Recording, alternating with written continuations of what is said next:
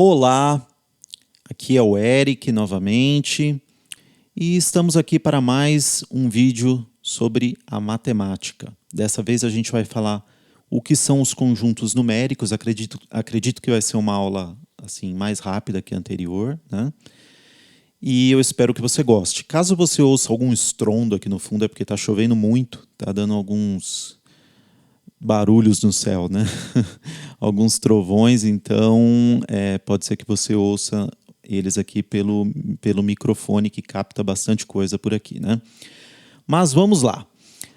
O que são então conjuntos numéricos? Bom, conjuntos na verdade são agrupamentos ou reuniões de elementos que têm características comuns, tá? Coloquei em verde aqui.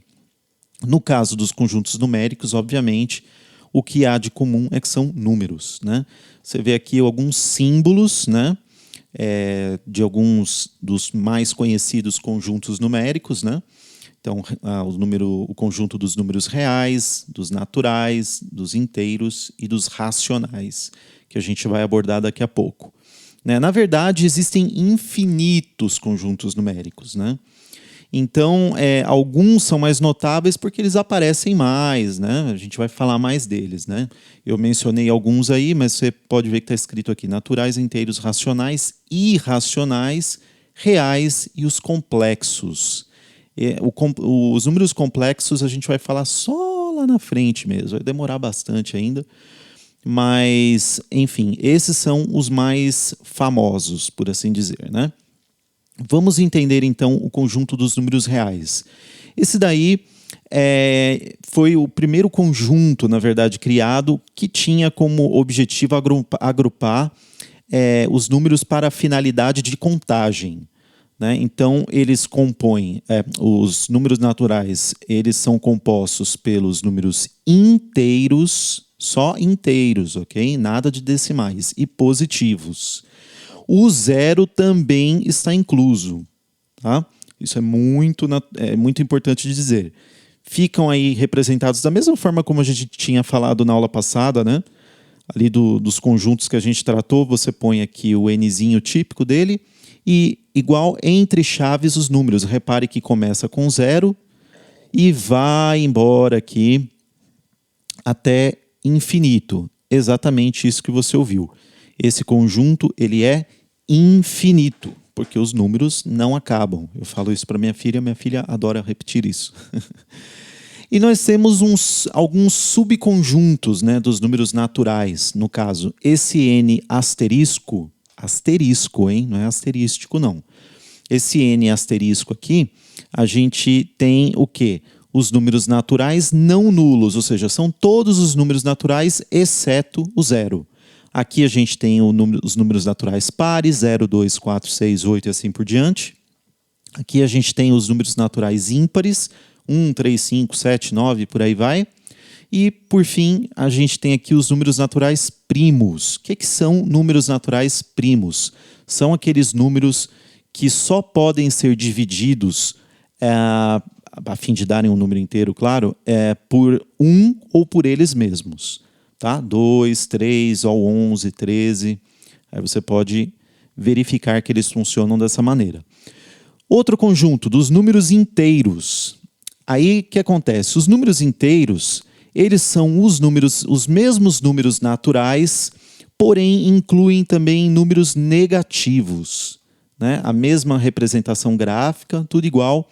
Então você logo pode concluir que, na verdade, os números inteiros contêm os naturais. Exatamente. Né? Os números naturais estão contidos nos inteiros.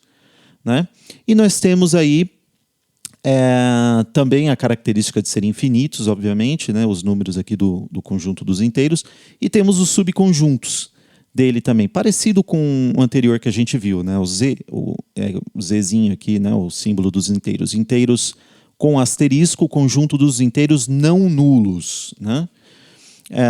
Então, ou seja, sem o zero. A gente vem aqui, menos 4, menos 3, vem do infinito até passar aqui pelo menos 4, menos 3, menos 2, menos 1, pula ao zero, aí 1, 2, 3 e assim por diante.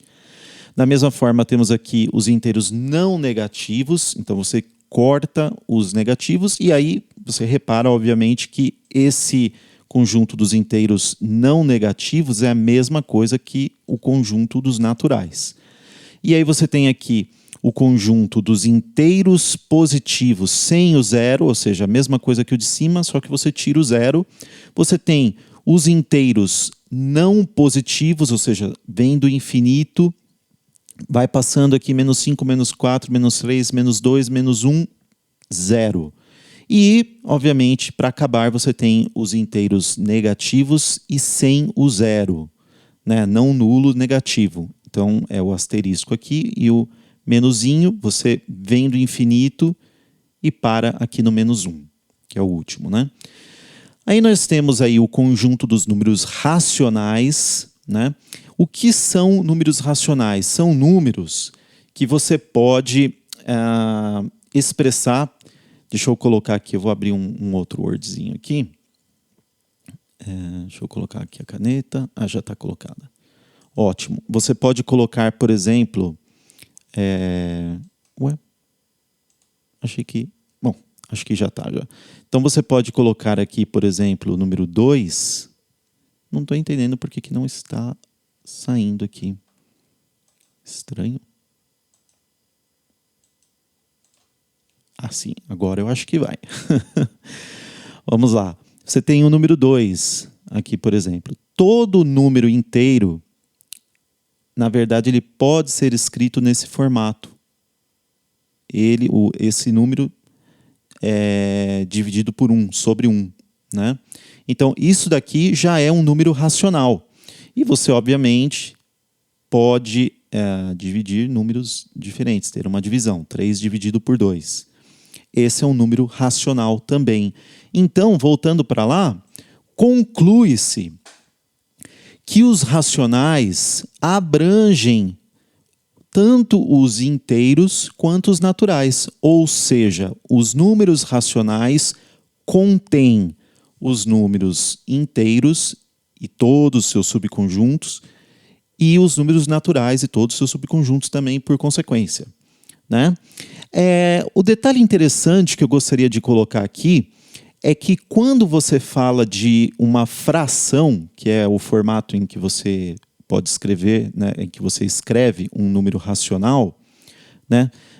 Detalhe que são sempre números inteiros, tá, pessoal? A e B tem que ser inteiros. Ó. Vou até colocar aqui em amarelo. Muito importante essa informação. E o B, no caso, denominador, tem que ser diferente de zero. Esse aqui eu vou pôr em vermelho. Lembre-se, não dividirás por zero. Jamais. Ok? Não existe divisão por zero. Ok? O seu denominador na fração nunca, jamais poderá ser zero. Então, a gente cai em algumas situações, dependendo da divisão que a gente faz, você pode fazer manualmente ou na calculadora, você vai ver que você vai chegar numa coisa que a gente chama de dízimas periódicas, ok? Eu vou esmiuçar aqui um pouco esse assunto, porque ele chega a ser interessante, ele não é tão básico, né? Eu disse na aula passada que eu pulei alguns conteúdos mais básicos da matemática básica, como as operações principais, né? Adição, subtração, multiplicação, divisão, eu pulei. Porém, eu entendo que essas dízimas periódicas aqui já é um assunto interessante quando você fala de fração e exige um conhecimento um pouco mais rebuscado, então eu vou comentar sobre elas aqui. Lembre-se, há dízimas, a gente vai falar disso quando comentar dos racionais, mas só usando já um exemplo aqui dele, você pega a raiz quadrada de 2 ou a raiz quadrada de 3 e ela vai dar um número que tem assim uma sequência infinita e não periódica, que a gente chama de dízima não periódica. Ok? Essas dízimas não periódicas, elas não entram no que eu vou falar aqui, que se encaixa somente para as dízimas periódicas. Então está lá você, todo empolgado, aprendendo a sua matemática. Deixa eu tirar aqui, né? Você está aí aprendendo a sua matemática e, de repente, você se depara com um número desse tipo aqui. 0,888 e oitos que nunca mais acabam. E aí você fala, puxa, o que eu vou fazer agora? Pois é, há uma forma de você descobrir a fração geratriz disso aqui. O que é a fração geratriz?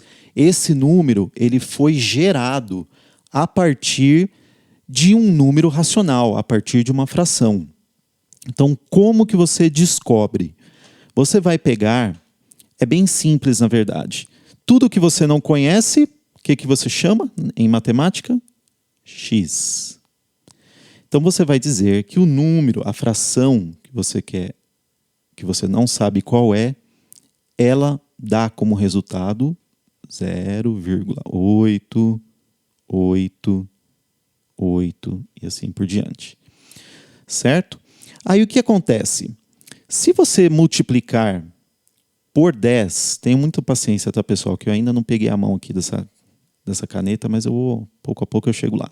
Se você multiplicar os dois lados por 10, o que você vai ter? Você vai ter 10x igual, o que você faz aqui com a vírgula? Tem um zero, empurra ela um lugar para frente. O que você vai ter? 8,8,8 e assim por diante. Interessante. Só que você pode quebrar um pouquinho mais esse lado direito. Repete o 10x aqui e você vai dizer que você tem esse 8,888 é a mesma coisa que dizer 8 mais 0,888 e assim por diante. Certo? Bom, só que se você reparar, aqui em cima você disse que o seu x ele vale isso. E é exatamente o que você tem aqui. Então o que nós podemos fazer nesse caso aqui? A gente vem aqui e vai dizer que o 10x ele é igual a 8 mais x. Passando esse x da direita para cá, o que eu vou ter? 10x menos, porque aqui você tem uma equação de primeiro grau. Você vai ter 10x menos x. Isso aí é igual a 9x, igual a 8. E aí, por fim, você tem que o seu x vale 8 sobre 9. Essa é a sua fração geratriz, ok? Esse é o nome que se dá à fração que gerou esse número aqui em cima. Tá bom? Tem um jeito mais fácil, porque, puxa, toda santa vez eu tenho que calcular isso. Bom, apressadinho, representante da geração miojo instantâneo, tudo que é pronto. Se você não está muito afim de calcular isso, tem um jeito sim, tá? E não só para esse esquema aqui com apenas uma unidade se repetindo. Então eu vou pegar um outro caso, por exemplo, 0,333. É bem simples. Se você quer evitar todo esse cálculo aí, apesar que é interessante você conhecê-lo e saber reproduzir, para você saber da onde vêm as coisas, não simplesmente ser um papagaio repetidor, um terceirizador de pensamentos, você vem aqui e você vai fazer o seguinte. Qual é o número que se repete? É só o 3. Repara que é só o 3 que se repete. Então você põe o 3 aqui.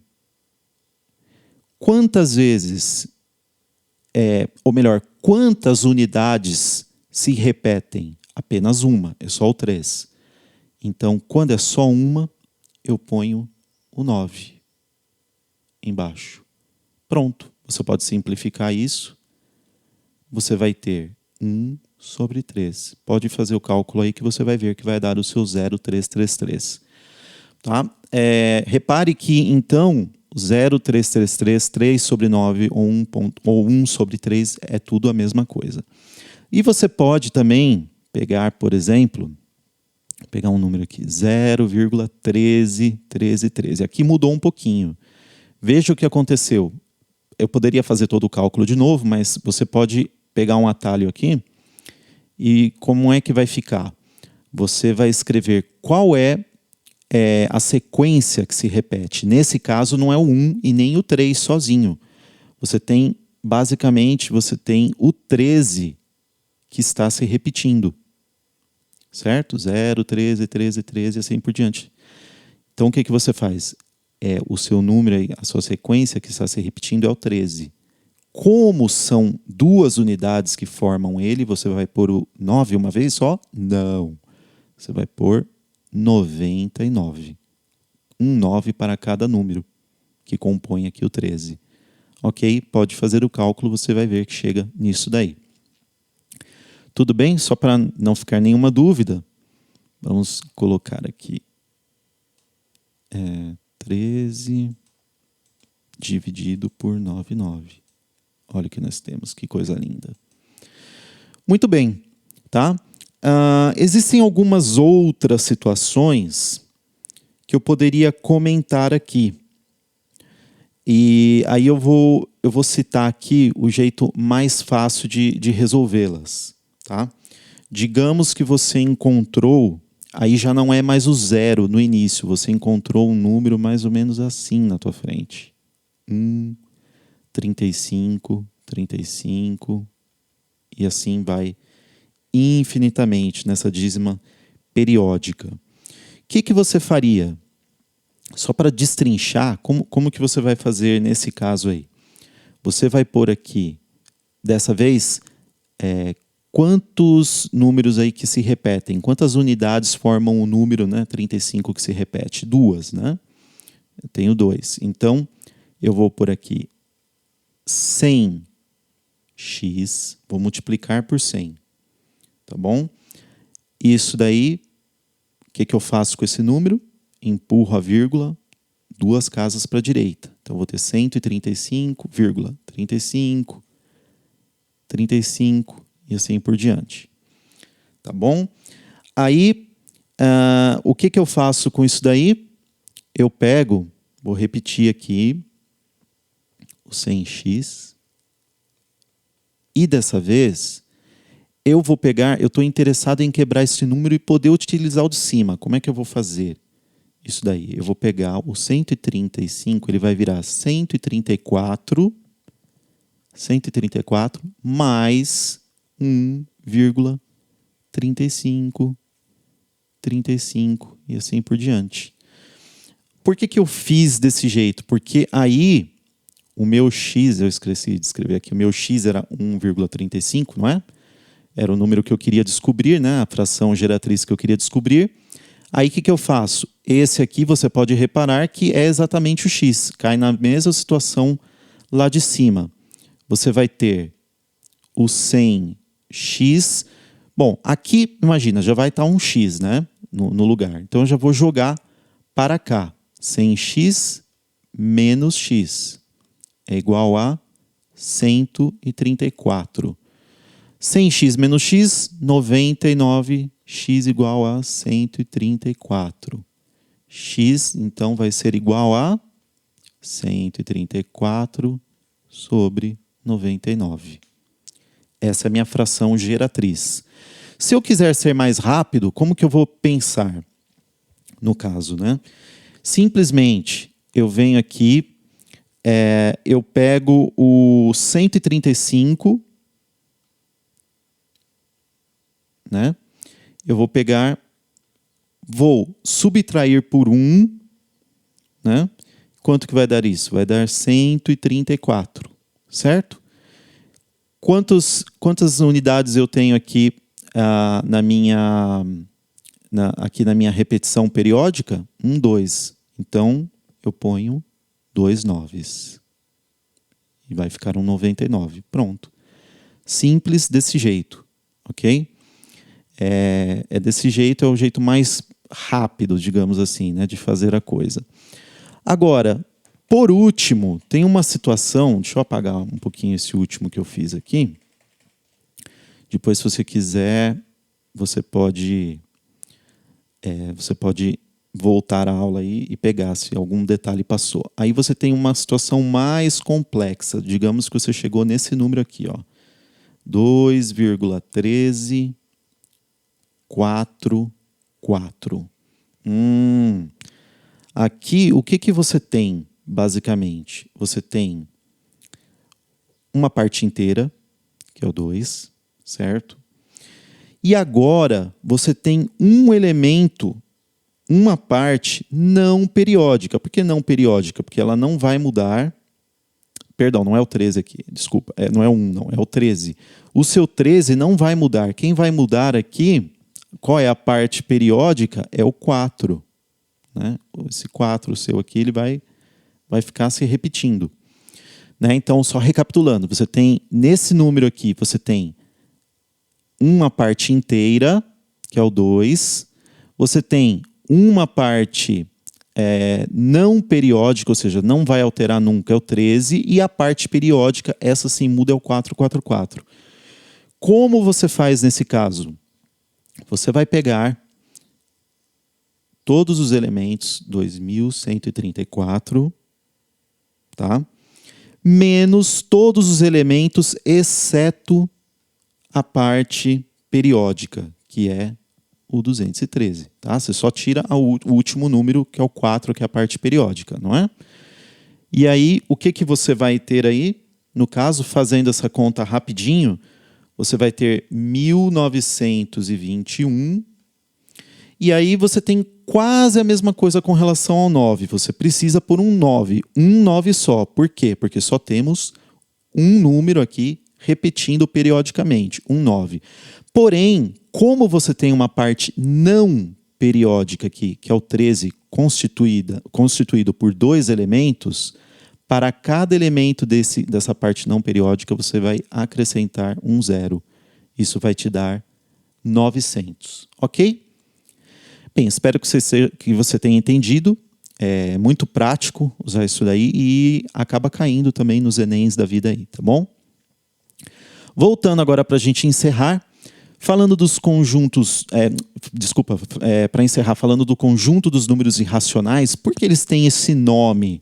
Porque são todos os números que não podem ser escritos como razão entre 2 números, ou seja, como divisão de números inteiros. Ok? Então, aqui você já tem... e repara que os elementos que pertencem a esse conjunto são decimais infinitos e não periódicos. Toda vez que você tiver uma dízima, então, não periódica, ou seja, que não tem um número que se repete periodicamente, você tem um número irracional. E a gente já tem algumas figurinhas carimbadas aí nessa lista, por exemplo, o número π, a raiz quadrada de 2, a raiz quadrada de 3. Quer ver? Se você pegar aqui e fizer aqui a raiz quadrada de 3, olha o que ele vai dar. Ó. Não acaba nunca, não tem fim. A mesma coisa se você pegar a raiz quadrada de 2, olha que coisa. Não acaba. É infinito e nunca se repete. Ok? Esses são os números irracionais. Um detalhe muito importante.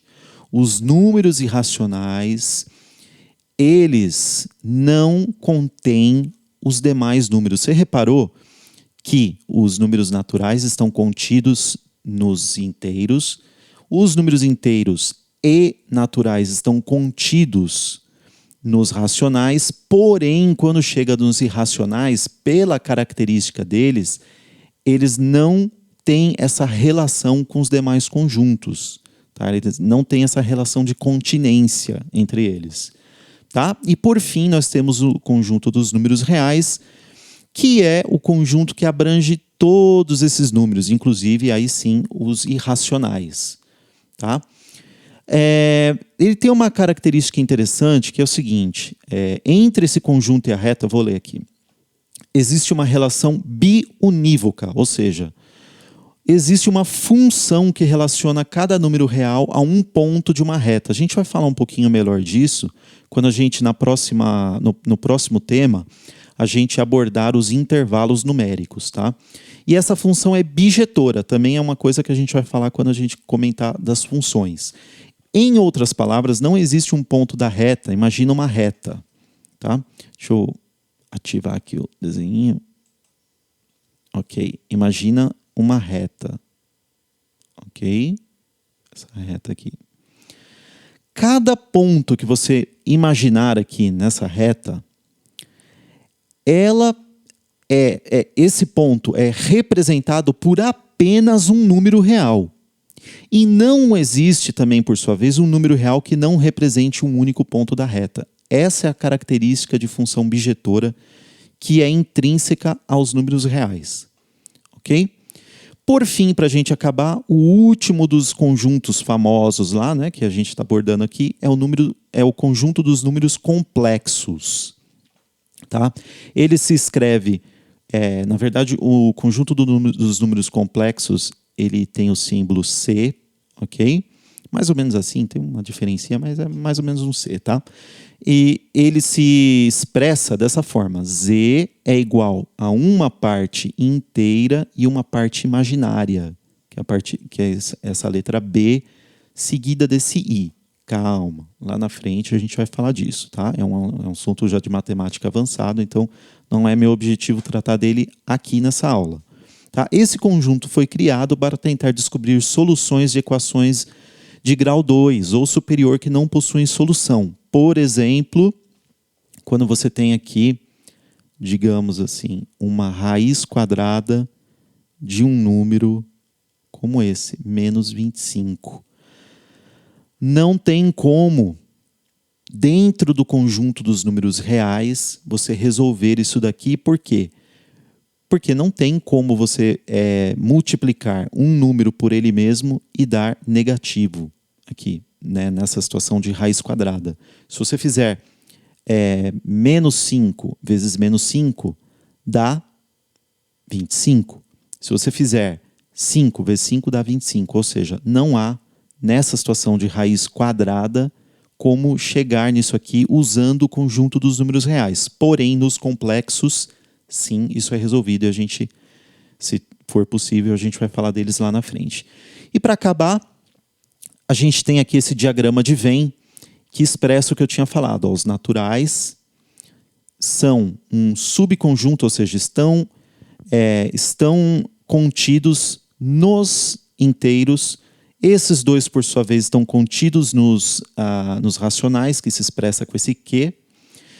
Sendo que temos aí os números irracionais representados aqui por I como fora, não tendo relação de continência com os demais e anteriores conjuntos numéricos, porém estando contidos no conjunto dos números reais, representado aqui pelo R. E se você quiser, você pode dizer que o seu conjunto universo, ou seja, que engloba tudo isso aí, ou seja, esse aqui, o seu conjunto universo, é o conjunto dos números complexos que contém todos esses conjuntos aqui. Tá ok? Bom, era isso que eu tinha para falar. Na aula que vem, eu vou trabalhar só exercícios referentes ao tema da teoria dos conjuntos e dos conjuntos numéricos, ok? Até lá, então. Muito obrigado.